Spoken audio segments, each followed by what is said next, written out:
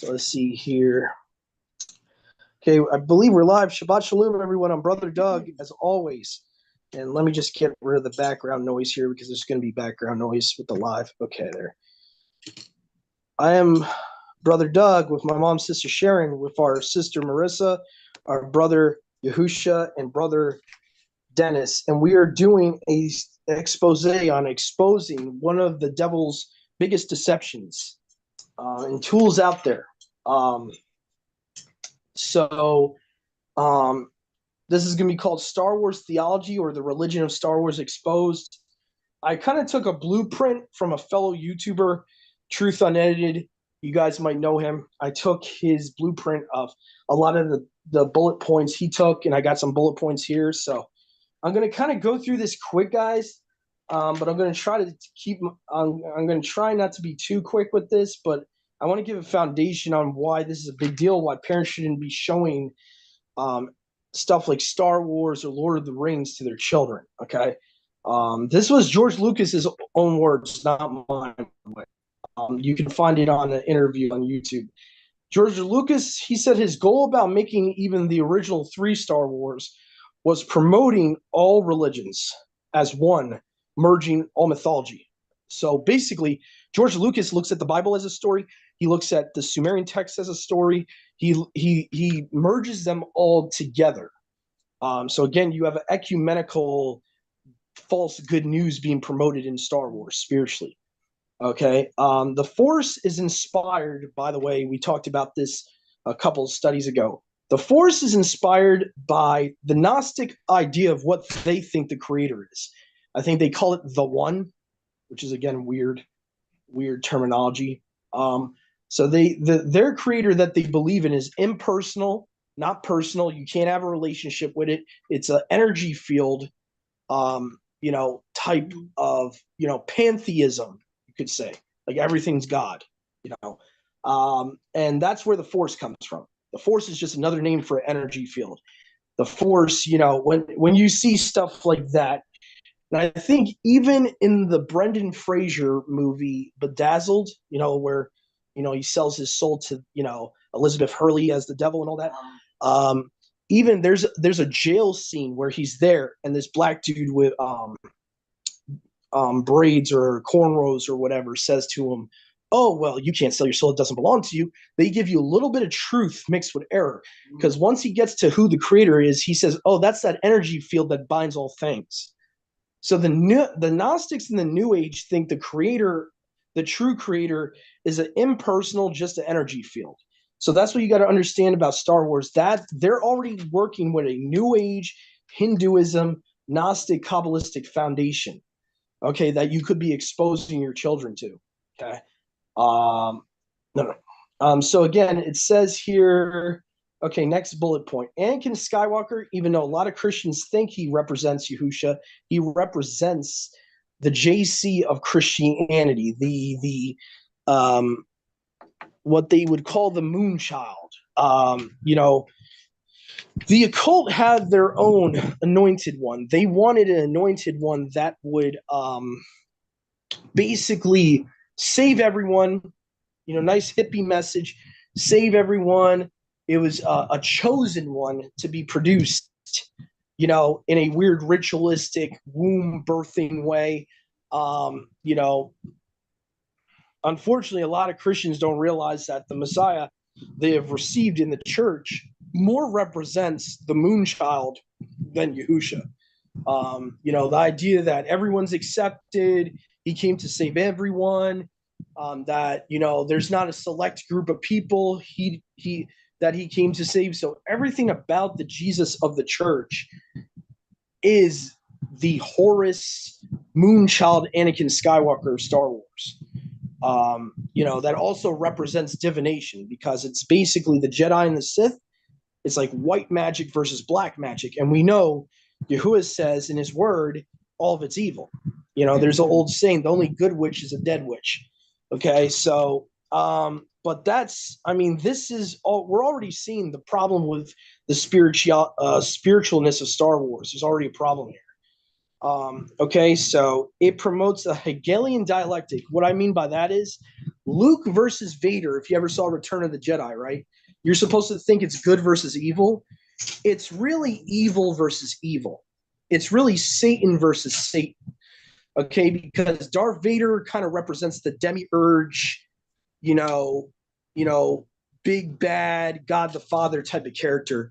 And then Luke, his son, who's, they say he's on the light side, he to the Freemasons would be Lucifer. It's like Lucifer versus Satan. And this is what they don't tell you is that in the Hegelian dialectic, they have Nimrod as their Messiah fighting against Satan. So really, it's the devil versus the devil. And that's what people don't understand. It's not good versus evil. It's evil. It's the obvious wickedness versus like hidden wickedness that looks good. Like what the devil would think is good versus obvious evil. That's the Hegelian dialectic, is what they call. So again, that's Luke versus Vader. And by the way, you can see this, that they're doing this with Vader with the demiurge, because I think the original, buttons for Darth Vader they were patterned after the breastplate of the Levites, like the buttons, the red and green buttons. Okay, yeah, sure. So Hegelian dialectic, it's a fancy word, but it just means that you have it's a created opposition. It's like both are really on the same side, but they give the illusion of that they're fighting one another. So basically, like, I'm trying to give a good example. Pro wrestling. They'll be chums after the show is over, but you're supposed to think that one wrestler is good, the other guy's the villain. And they're fighting one another, right? So, but you'll see after the show, most pro wrestlers, they go after the show, they have a couple beers at the bar. That's the Hegelian dialectic in a nutshell. It is a created opposition that's not really opposition. So it'd be like, it's a show. It makes you think that they're opposed to one another when they're not. Yeah, that's interesting. Just like politics. They like you to believe that they're on opposite sides too.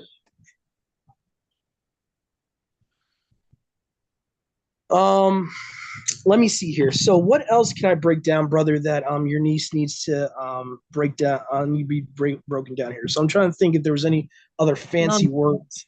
I just meant like as you go along, that's all. Okay. Yeah, I'm just backtracking here, trying to look at my notes here. Okay, so again, the force, that's just, what they think the creator is, which we know the Bible says opposite. The Almighty, he is our Heavenly Father. He is a very personal being. So we know that to be false. What Star Wars tries to say with that is completely false, that I mentioned. And also to break down what Gnosticism is, it's to explain to like a child, it would be like the Bible from the devil's point of view, if that makes any sense. Mm-hmm. That's what Gnosticism really is. And they get the word Gnosticism, the Greek, from gnosis, knowledge. So it's a religion of idolizing knowledge, or so-called higher knowledge, they want to say. Only the initiates can have this higher knowledge, supposedly. And initiates is another word I could use for it to make it simpler, would be, someone has to go through weird like rituals to be part of the club, quote unquote. Mm-hmm. So that's the most layman's terms I can use for the word initiate. Trying to think. So again, we talked about it before. The Christ of the church is of course Baal. That's who Anakin is being portrayed as. He is the Baal child. He is the Christ that's born on Christmas Day. Okay? Yahusha was not born on Christmas Day. Okay? So again, this is all to show that they're even mocking us. Okay?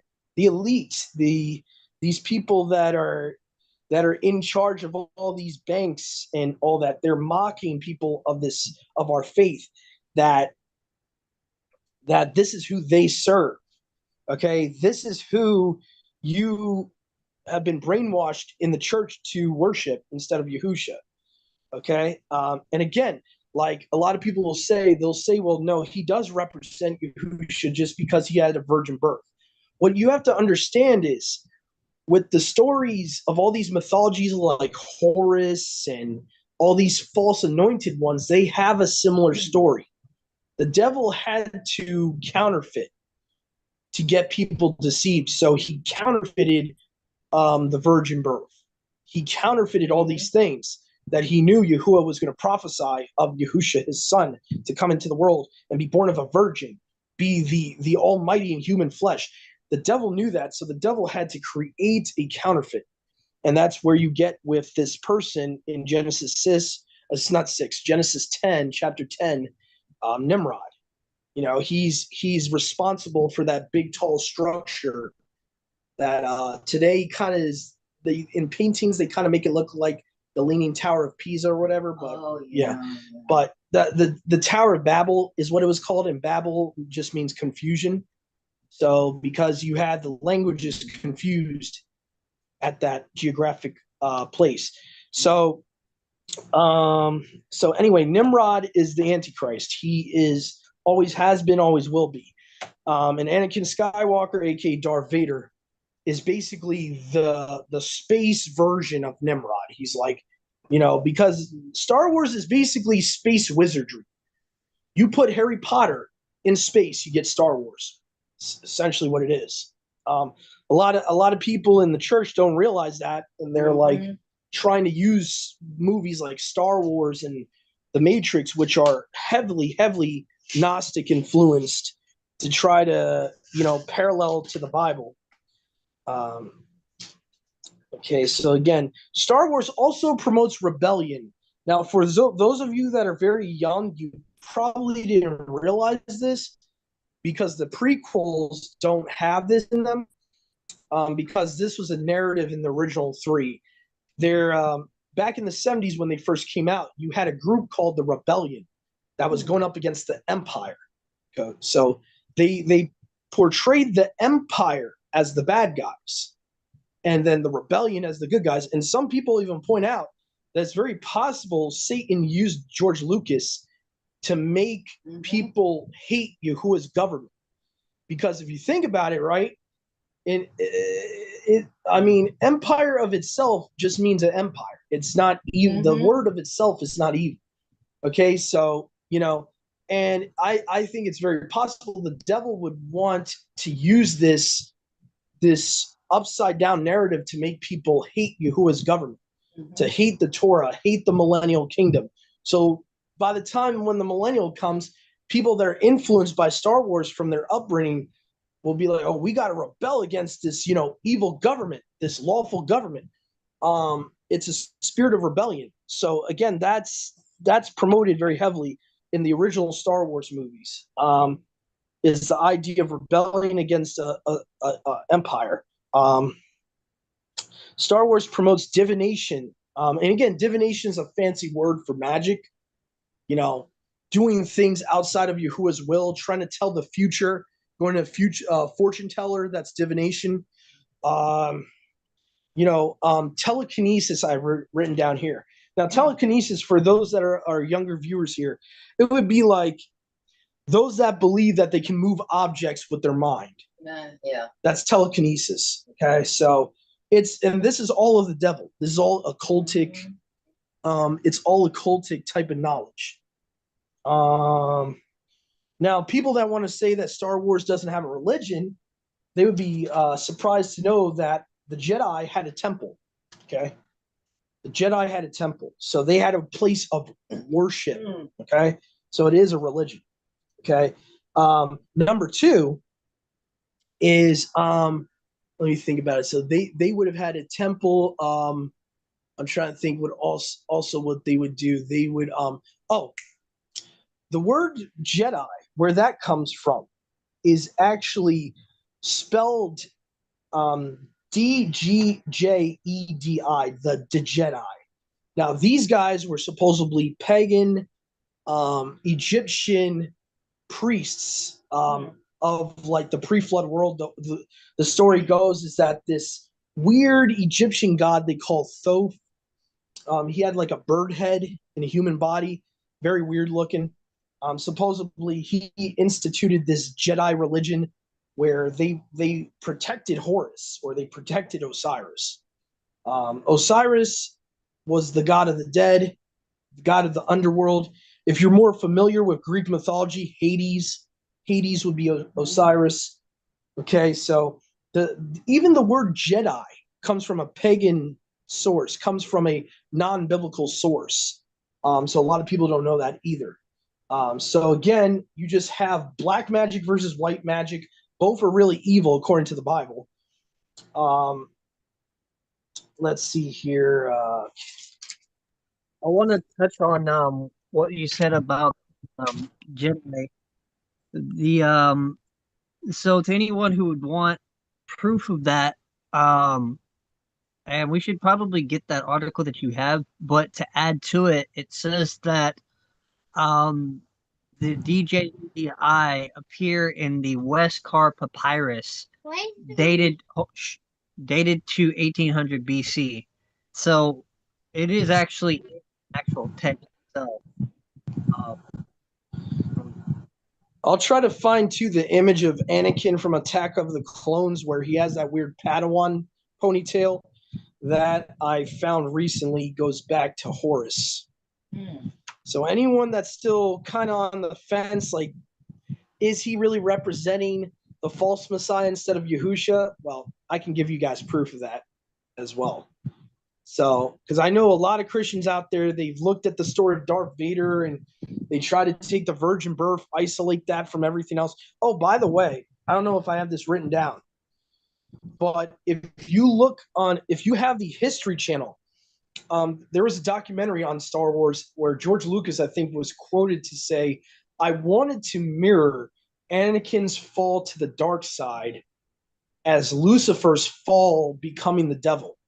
So he admitted himself that Anakin Skywalker, aka Darth Vader, is supposed to be the devil. And it's supposed to his when he becomes Darth Vader, he's supposed to become the adversary, Satan. So that's and you can even see it. I tried to show my mom earlier. I don't know if I ever shared this with you guys. There was a side-by-side picture comparison of this one stance when he's fighting Obi-Wan on that Mustafar planet, and he has his arm like covering his face.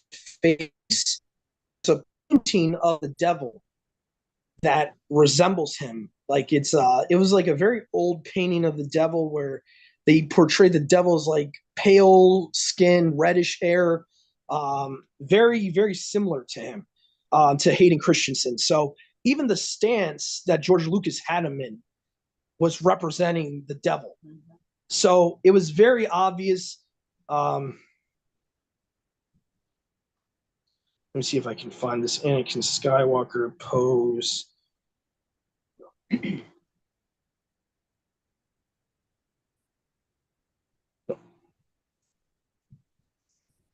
All right.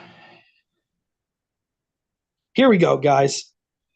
And tell me you don't see the resemblance here. Watch, I'm about to put this on the shared screen here. Because this, I mean, again, guys, like when they do frames on a movie, they're not going to waste money doing this. I saw this on Instagram the other day. Here we go, right here. So you go here, right? It's Anakin on the top, and then you got the painting of the devil on the bottom. Okay, the exact same pose. Okay, you think that's coincidence? You think the choreography is going to tell him to put his arm like that, like by mistake? Yeah, That's intentional. right. That's intentional. The bottom is a painting of Lucifer from the Catholic Church. What they originally had the devil look like. And what's the top picture, brother? What's the top picture? The top picture is Anakin fighting Obi-Wan when he first turns into Darth Vader before he gets burned. So that's Anakin. Anakin fighting him on that lava planet. He's in the same exact stance as the devil on the bottom.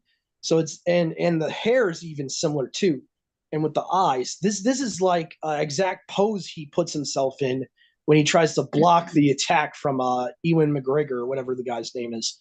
So this is way too similar for that not to be on purpose. I mean, there's tons of them showing, like even side by side, right here. Like, I mean, there's no way you can make this stuff up. It's the same exact pose, and like that to me, that's too obvious. That's so.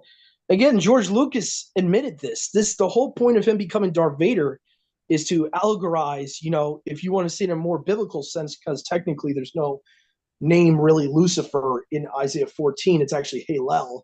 So if you want to be extremely correct about the fall, it's of the devil, it's like Halel becoming Satan is what Anakin becoming Darth Vader was supposed to allegorize.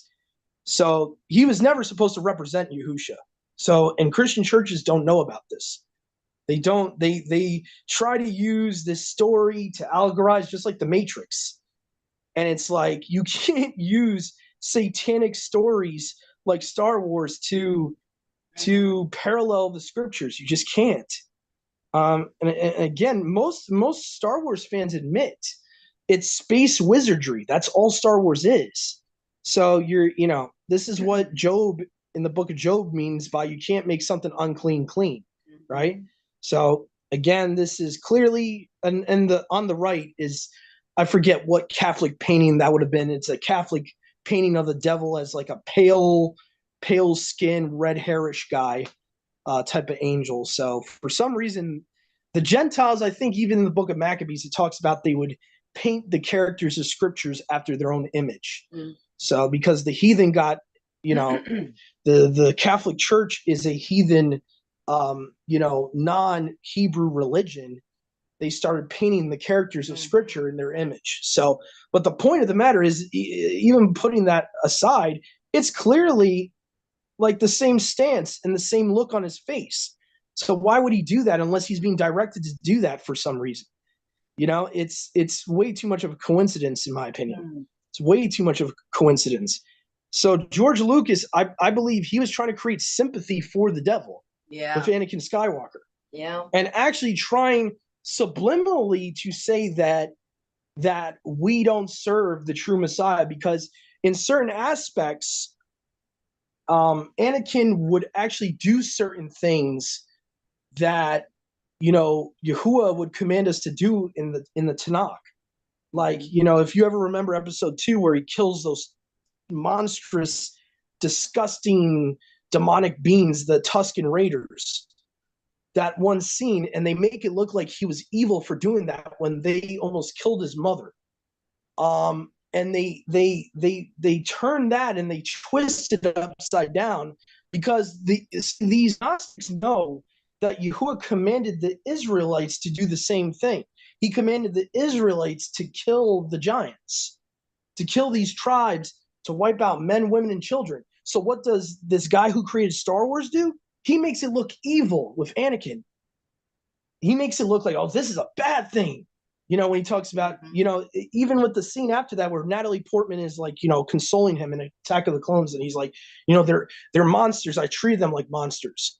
And the way the music is going and everything, they're trying to make you think like this is what's causing him to turn to the dark side, killing monstrous beings that abused his mother.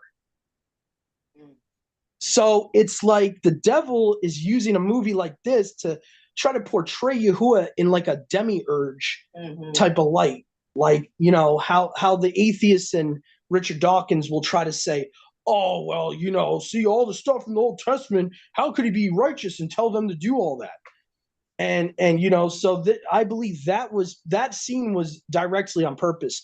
I mean, there's tons of scenes, guys, that show like where the spiritualness of George Lucas really was. I have a whole playlist here. Let me see. I think it's called Atlantis, where it's basically all these clips expose how the occult view the Bible. All these scenes from, a lot of them are from Revenge of the Sith, Star Wars, where Palpatine, that famous scene where the Emperor talks to Anakin before he turns and he says, he could save others from death, but not himself. What do you think he's quoting from? Of course. Matthew. Yeah. What the Pharisees said. That's right. Okay, so again, the guy that represents like a devil character, the Emperor Palpatine, is quoting what the Pharisees said under, obviously influence of the devil, mocking Yahusha, saying he could save others from death and not himself. Right? And there's tons of quotes like that from even just Revenge of the Sith. I'm trying to find this playlist here, but it's very clear this is what they were portraying. They were getting people confused, I think, in these movies too, trying to make Yahuwah out to be the bad guy was one of their biggest things. Let me just see if I can find this playlist really quick. You got anything you want to add, Mom? No, not really. Well, I'm trying to find this here. I want to add something. So even aside from the Jedi, you have ancient Egyptian Heka practitioners.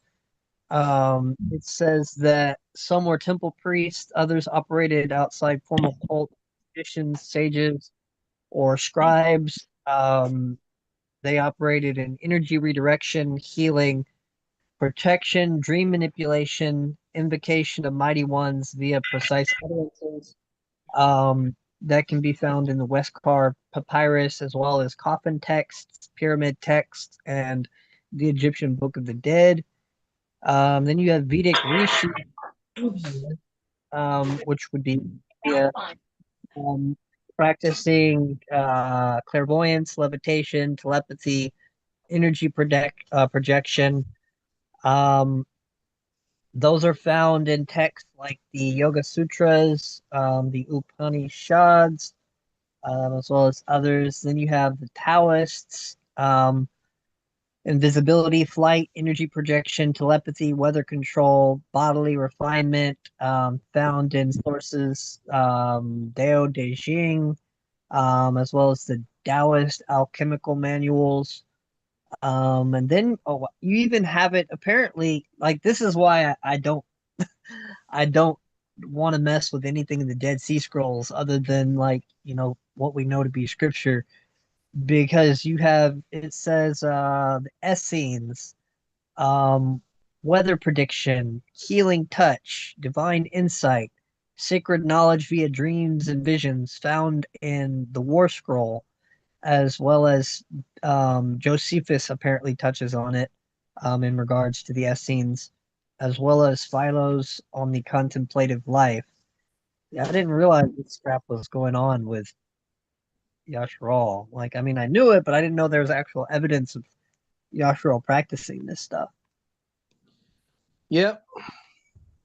And another scene I'm reminded about by Yahuwah's Ruach right now is, remember when he's about to fight Obi-Wan and he does like that flip?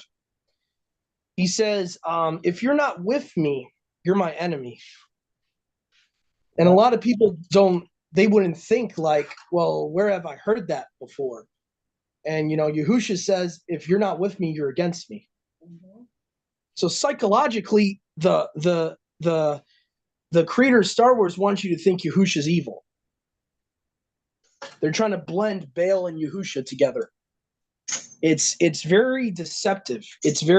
I'll just show you a little clip if YouTube's not going to copyright strike me here, just to show you proof. Let me see here. Okay, what's going on here? That was weird. Like it kept showing me your old hand, and I'm like, it wouldn't even let me go to participants. That was weird. Okay, hold on a second. I just want to show this real clip. This clip real quick, and if brother has something else he wants to say, he can go. I just want to show this to people for accuracy, that I'm not making this stuff up. I know how to make slick-looking goggles/glasses, but I have no idea how to make slick-looking social media.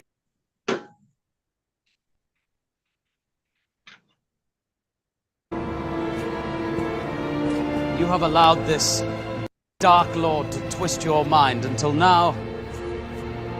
Until now you have become the very thing you swore to destroy. Don't lecture me, Obi-Wan.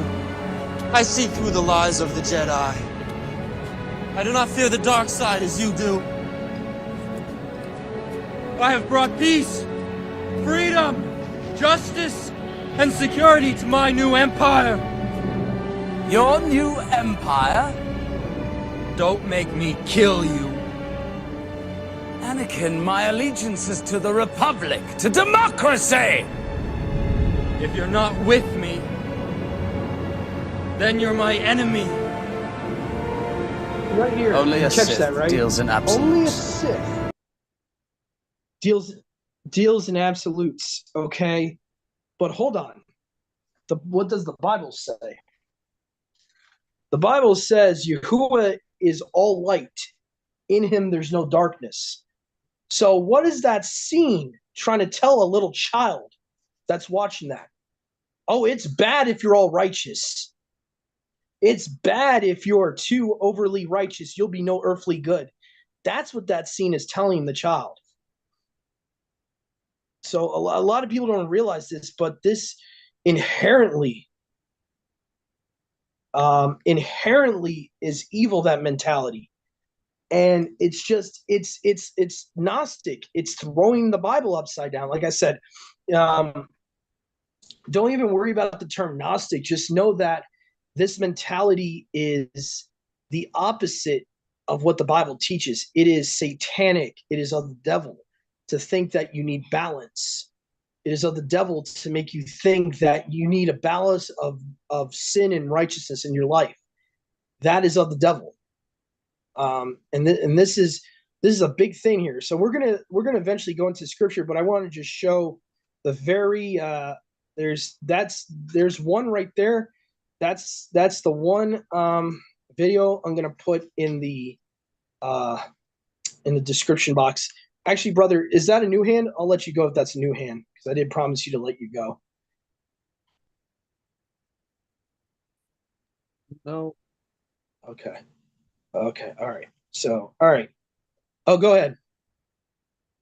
Oh, never mind. All right. Okay. Let me see here. There's this other clip that I was mentioning before where he quotes from Matthew. And again, this is again the devil twisting scripture by this guy. This guy is supposed to represent the devil to a certain degree, this Palpatine guy. Okay, he's basically showing how the devil could easily infiltrate government and easily deceive people into voting him to become, a chancellor or emperor. That's kind of the whole point of this character in this movie. So Palpatine, he could save others.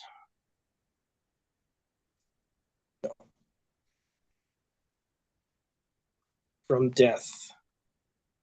And again, for them to use exact Bible quotes for it to be a coincidence is very unlikely. It's ironic. He could save others from death, but not himself. And so, as you can see, with as long as probably those two little snippets there, which I have no problem sharing with you guys on the description to look for yourselves. These are both from the Revenge of the Sith movie, which again was re-released recently in theaters, and everyone went crazy over it.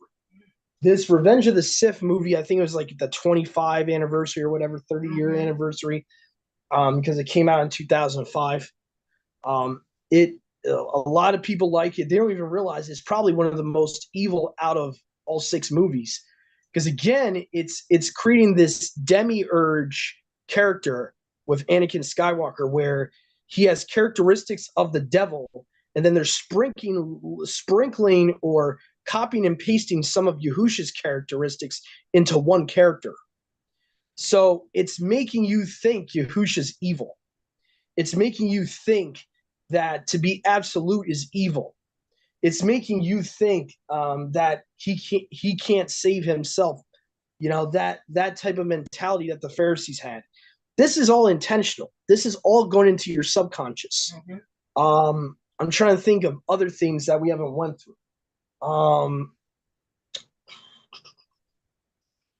Supposedly Yoda, I just found this out recently. Supposedly Yoda was an actual character in Freemasonry. Supposedly Yoda is like a real wizard that they're supposed to be do rituals with to seek higher knowledge from the spiritual realm from.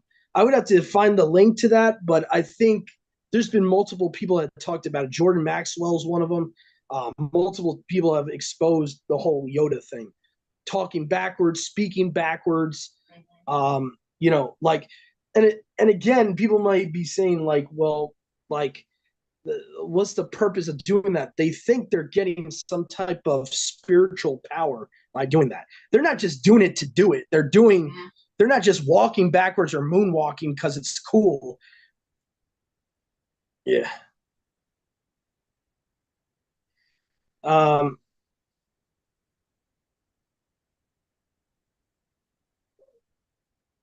Yeah. Yeah. The reason I'm doing this is mainly because there are a lot of people from my generation that have been deceived by this, have been I can definitely understand your point of view about that, but there's definitely people that have been sucked up by this. I was from my adolescence, even when the originals went to VHS and they were redone or whatever in the 90s. There's tons of people from the 90s that were 90s babies that really got indoctrinated into this stuff. And really, yeah. So yeah, I could definitely do a Matrix one. A Matrix one would probably be very, very easy to do, and not would even take that long because, believe it or not, the Matrix is actually even more obvious because it's straight to the point of the Bible upside down, where they're trying to. Where Star Wars is a little more deceptive, and I'll explain why. Because Star Wars is a little bit more deceptive because they hide it with a false narrative of good versus evil. They hide it with space fights and cool outer space stuff. And that's another deception about Star Wars. Most people that grow up on Star Wars, to a certain extent, they're looking at, I'm pretty sure some people out there can resonate with this, that they wanted space to be real because of Star Wars. So to a certain extent, and correct me if I'm wrong, Brother Yahusha, but this kind of could put people that have been indoctrinated by Star Wars would want to fight against flat Earth because this is something cool they grew up on, and it's something they think is tangible and real. All these planets and asteroids and all this cool stuff and aliens. All that is part of the devil's deception of the globe model. And so I believe also Star Wars was being used to indoctrinate people about aliens, to make people think that they're our friends. And I think a lot of people, I'm not the only person that's seen this. Rob Skiba, a couple of years before he died, said the same thing too, that all these outer space things, these sci-fi things, are to get you to fall in love with space.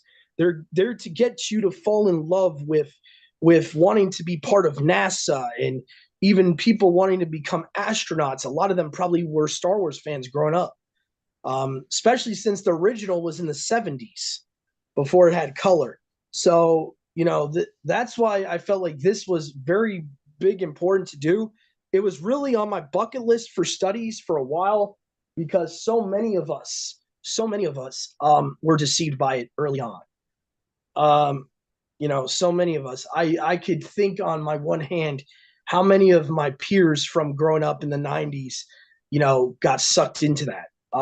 And just because Star Wars is an easy way for them to get you to accept balance, too, going back to the duality thing. If you don't get anything else today, and by the way, duality just means balance of good and evil. So don't get hung up on the fancy words that I use. The duality is like, if you ever seen like the yin and yang Okay, you got the light and the black together. Okay, basically they believe there has to be harmony between light and darkness.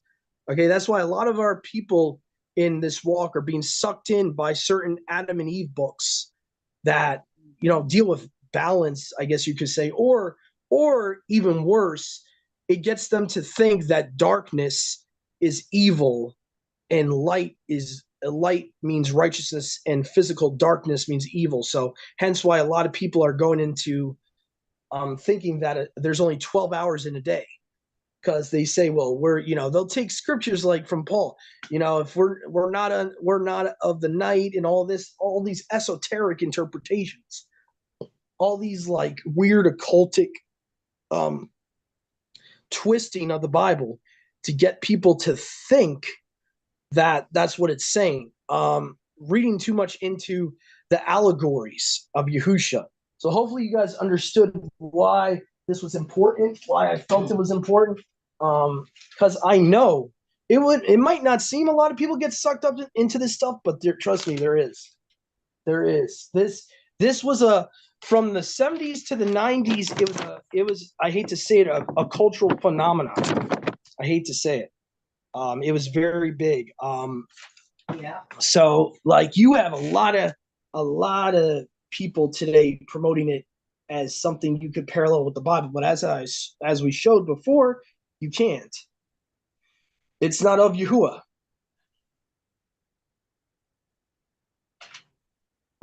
So let me see here. Last thing I wanted to touch on. But you know what, Doug?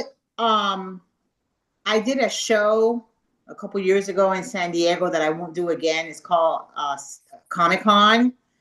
And every single Comic-Con show that people go to, they dress up in droves as Princess Leia and Darth Vader.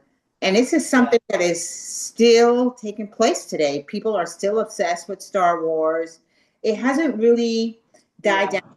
Maybe it's died down a little bit. But if you ever attend a Comic-Con show in Las Vegas or wherever they have it, San Diego and LA, you will see that what is the theme for Star Wars or anything to do with sci-fi is a huge following, especially with young adults. Mm-hmm. Oh, yeah, I believe that, sis. Yeah, I can see that. Oh yeah, I mean, the only reason it died down is because of all the LGBT stuff they're trying to put in it now. Because you got right wingers, like I said, the majority of their audience from the '90s was right winged Christians, believe it or not. So they started putting all the LGBT stuff in it. They started putting, in the last 3 movies they did, they started putting, a woman as, a Mary Sue type of woman character, this girl that supposedly doesn't have to train, doesn't have to go through what Luke went through. So a lot of their fan base like completely rebelled against Star Wars because of that. That this, little Daisy Ridley girl somehow is gonna, be as good as Anakin or Luke from not even training. Like they basically they call it a Mary Sue character in movies where she's just good at everything without doing anything. So, but yeah, go ahead, brother. That would kind of point to the fact that when you have a family that is moving and operating in witchcraft, usually those same spirits that are moving and operating in you to help you do whatever it is that you're doing are passed down to the children, whether the family knows that it's the spirits that are passing down. Sometimes they just look at it as, they inherit those same gifts. Like you have a child that's born with supernatural abilities, whether they can sense things or hear things or whatever it is they're born with, but it does happen, and it usually happens when there's already been witchcraft in the family. Yeah. Yeah, true. second sight. And Oh, all that I kind of forgot stuff. to include this. The last thing I wanted to talk about the Revenge of the Sith specifically that movie. What they shown it to is I don't know if he did this on purpose, but he also made Palpatine do like a with Order 66. It was like almost like how it would look like when the beast is going to kill a lot of believers if they don't take the mark of the beast. So it's like these clones were put, a microchip was put in the clone troopers to be controlled by that Palpatine character to kill all the Jedi and to basically wipe them out. So I think whether George Lucas knew it or not, by him putting that out, it kind of showed how possibly a scenario like that, where people that don't take the mark of the beast, how it could happen. Where you got these soldiers for the New World Order, just they got these inhibitor chips, and all he has to do is turn it on and tell them to execute a certain order. And the fact that it's Order 66, 666, it was very intentional with the way that scene went. And I mean, there's just all types of stuff like that they're showing in these movies to really confuse people into who the good guys and bad guys are. Because, like I said, it's almost like, you know what? It's actually more like, I think you brought this up to me, brother. It's more of a parallel would be how the Knights Templar were killed by the Catholic Church, right?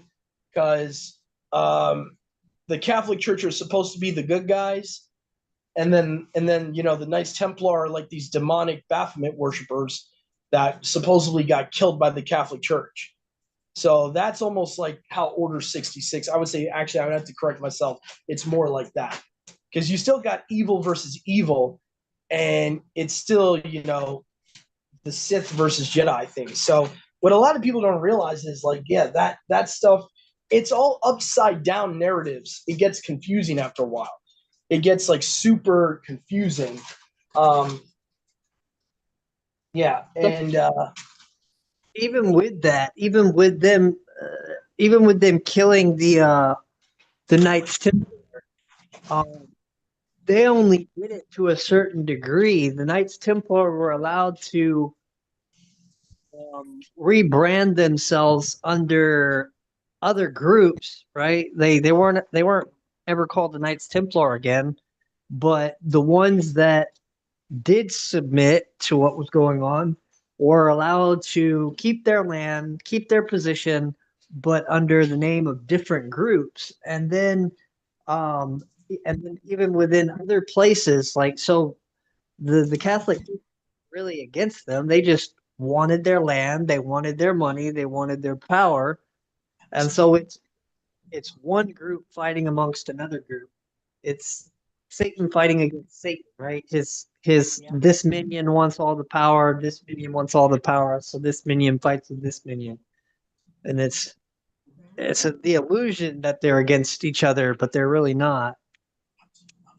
So, Brother Joshua, I have a question in reference to what you were talking about,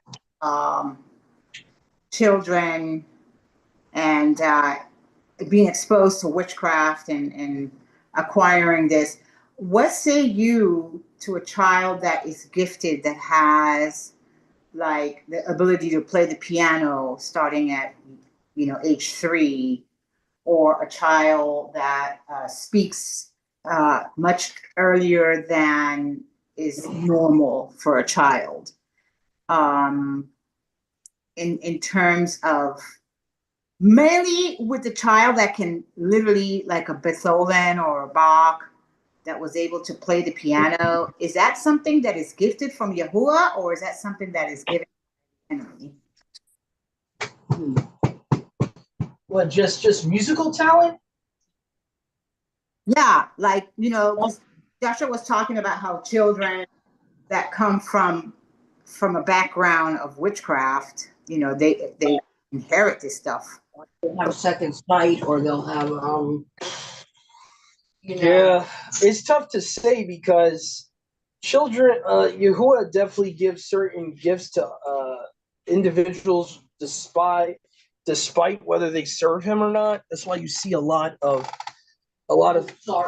people that have the heathens that have musical gifts that don't choose to serve him. I think I think it could come from Yahuwah or the devil. It's kind of hard to tell because if someone sells their soul to the devil, like you said, it could be generational. It could be, like it depends on, if the person sells their soul, obviously the devil is giving them the ability to do certain things. Supposedly the first man to ever sell his soul to the devil, the first like artist to ever do that. I forget what was his name, Mom? He was like a country singer. He was an African American country singer. I'm trying to remember his name. John Denver? No, the guy who made the song Crossroads. The black guy. He made a song called Crossroads or At the Crossroads. And it was in the 20s. It was very, very early in music. And he said he sold to the devil?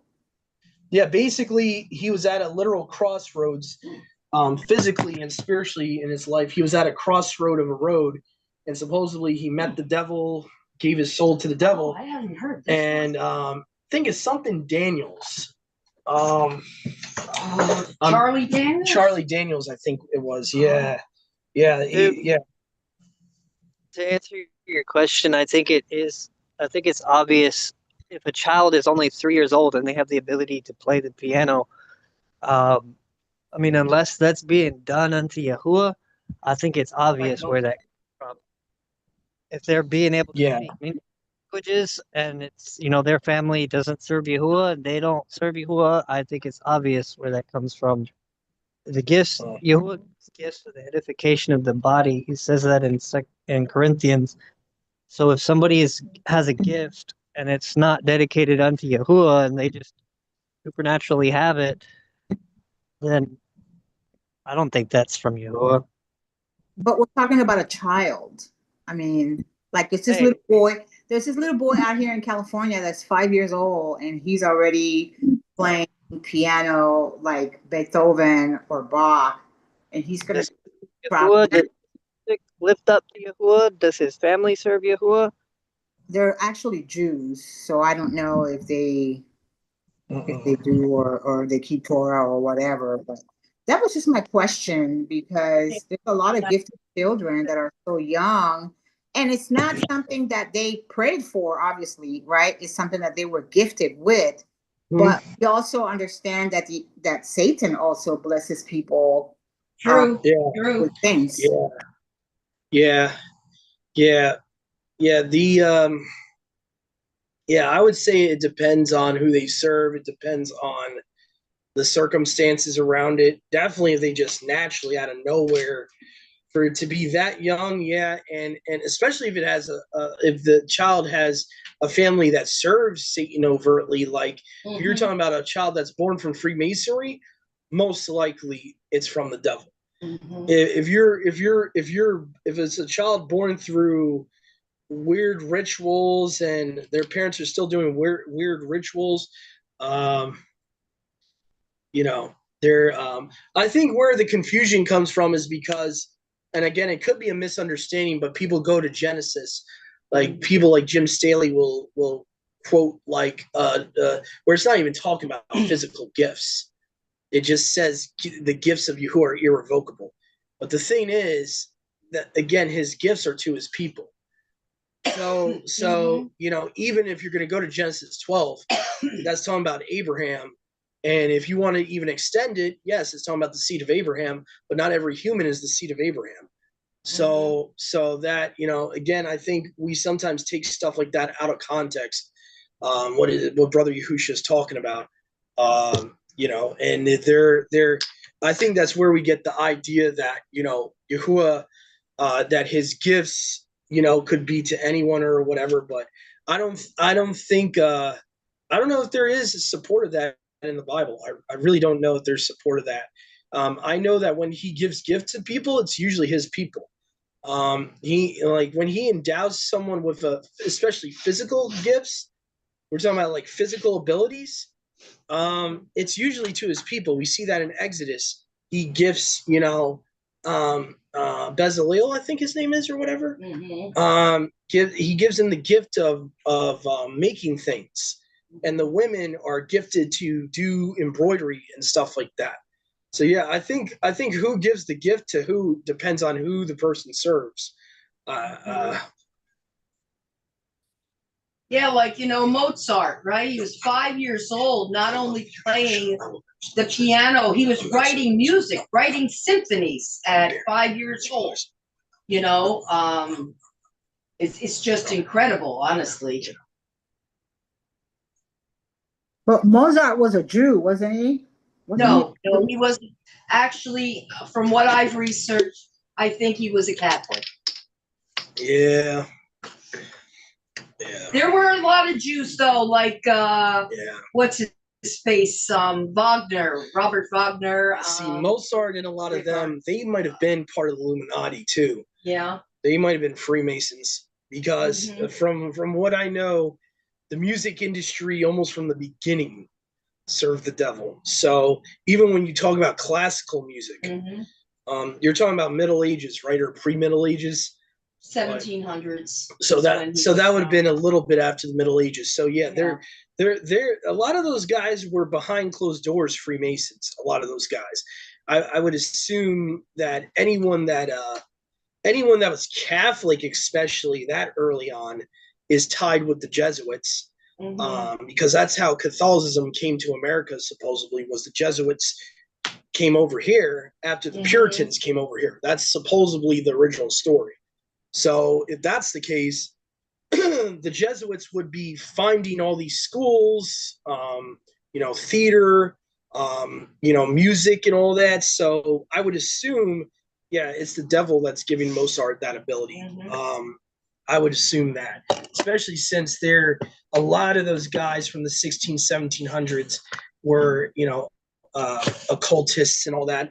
It was getting big in America at that point because you had the Knights Templar finally could reemerge as the Freemasons. They could finally go out in the public and they weren't going to get killed because of so-called religious freedom. That's what people are told the lie of July 4th, which just happened yesterday. Okay, so the July 4th lie, that's a big whole rabbit trail for another day, but the Declaration of Independence was not signed on July 4th. So for that day to be picked for that's a whole nother deception. They signed it on the 6th of July 6, 1976. 1976 was also the birthday. I believe it's May 6th or what, May 1st or whatever. May 1st, 1776 was the birth of the American Illuminati. That's a fact. That's a historical fact. So you're talking about only 2 months prior to the signing of the Declaration of Independence, you have the Illuminati found on May Day. So May Day is all about that. So then you have July 4th. Now the rumored connection from my research is that July 4th is the day that Sirius, the dog constellation, Anubis, Sirius, is the farthest away from the sun. So to the occult, that's their independence away from the creator, like free to sin. And that's why they picked July 4th, because that's the day that Sirius is the farthest astrologically away from the sun. So and you know what, brother, the lights, the fireworks, Dr. Michael Veet did a study on that. And he said that these fireworks that these people release into the air has to do with light regarding Satan. People don't really they don't really put a correlation to it, but Michael V had a study about that, and he said that these fireworks have to do with something to do with light regarding Satan. Yeah, probably what he's referring to is Sirius, because Sirius would have been the brightest star in the sky in ancient times. So they started worshiping the devil as Sirius, the dog star. And even though I'm not big into numerology and occult things, it's kind of funny that dog backwards is God. So Godriel, God.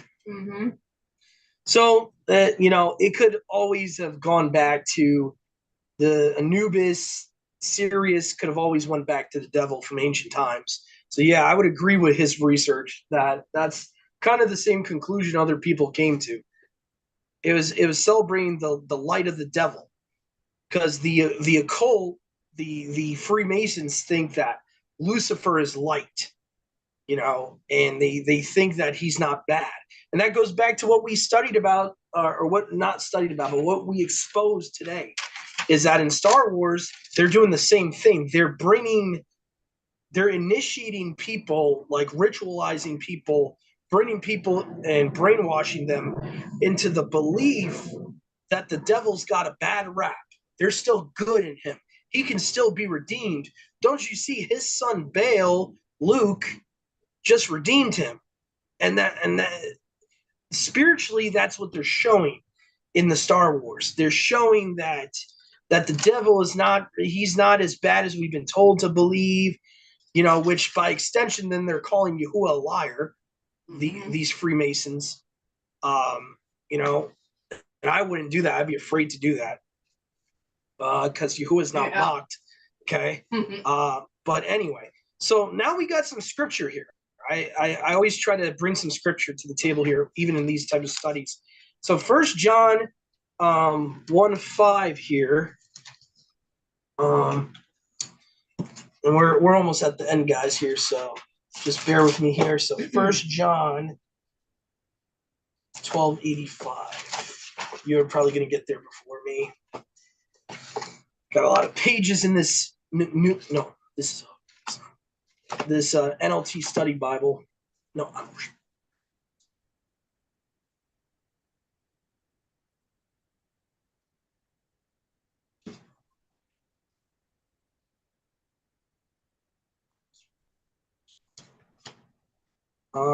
let me see. What did I say, Mom? 985. Yeah. Here we go.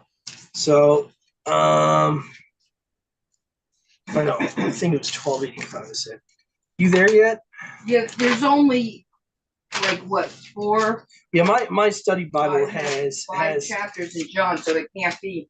Yeah, well, yeah, mine has a lot of extra. It's a study Bible, so that's probably why. Yeah, I got it. Yeah, because study Bibles have all these extra commentaries and stuff like that. Okay, 1 John 1:5. Oh, okay. This is the message we heard from Yahusha and now declare to you.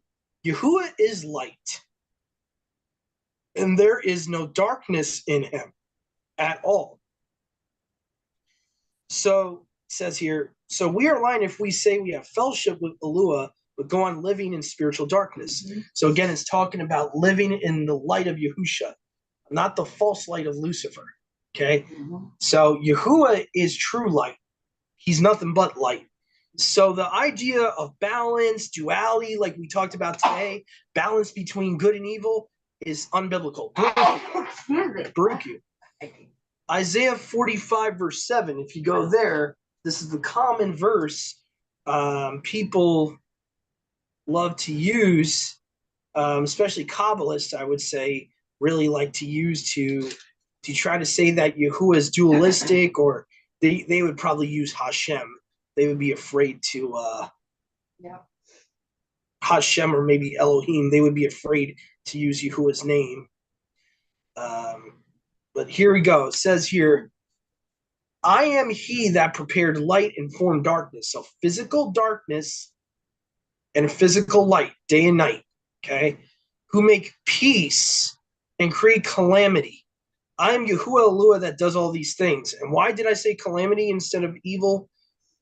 Because if you go to the context, the word there in the Hebrew does not mean sin or moral evil. It can actually mean pain, something painful. Okay, something that causes hurt, destruction. So basically, Yahuwah is saying that I create light, I create darkness, and I create destruction. I, Yahuwah, do all these things. basically this is showing you who is sovereignty.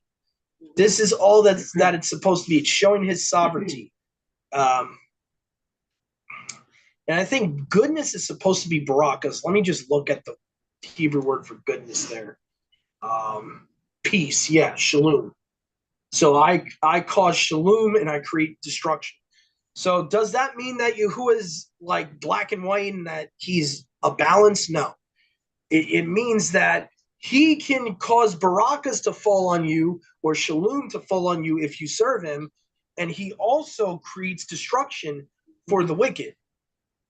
That's what it's saying. So again, people have taken that completely out of context to create a doctrine of balance, which is not found in the Bible. Here's another one that a lot of people take out of context. Ecclesiastes 7, verse 16. Okay. Be not overly righteous, neither make yourself overly wise. Why should you destroy yourself? I think the point here is Solomon is warning people when they study a lot of books, right? When they're constantly studying and becoming wise and wise and wise, to be careful of pride. So this is, I believe, a warning from Solomon. Listen, be careful.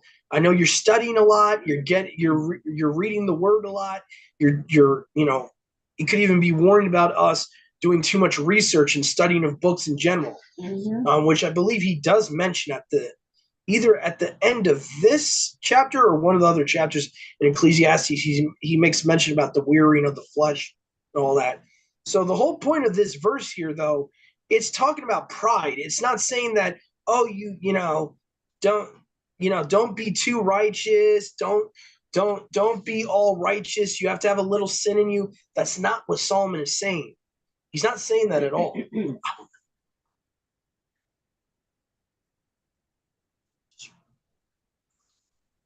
So anyway, what? Let me see if there's anything else. Okay, we talked about that. I think we pretty much talked about everything, guys. I don't want to beat a dead horse here, but everything we talked about, you can verify. And like I said, you guys, Yahuwah willing, I'm getting tongue-tied here. Yahuwah willing, Yahusha willing, I'm going to try to provide those links to those short little snips of those scenes so you guys have proof. You can share it with people, expose the devil's evil, wicked devices, show them. Again, this is not just entertainment. If it was just entertainment, there would be no purpose in providing a message like that. There would be no purpose in making people think that, if you're dogmatic, it's evil.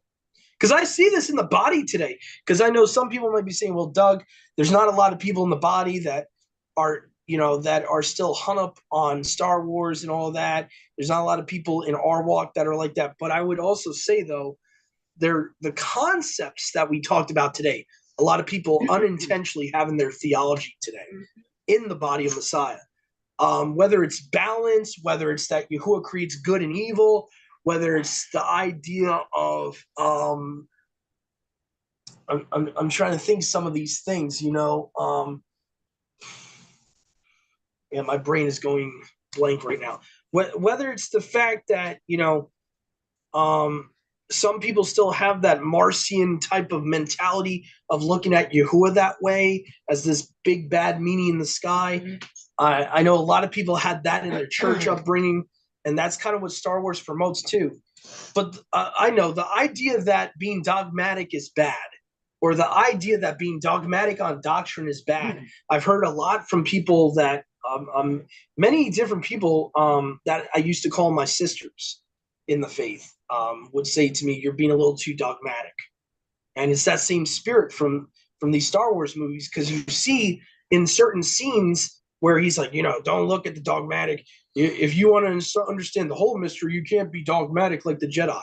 That's one thing Palpatine says to Anakin.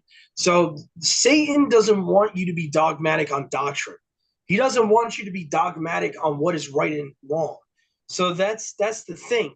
So when you hear people say, oh, you can have your truth and I can have my truth, like that's New Age. Yeah. That's not biblical. That's New Age. No. That's that's even Gnostic to a certain degree.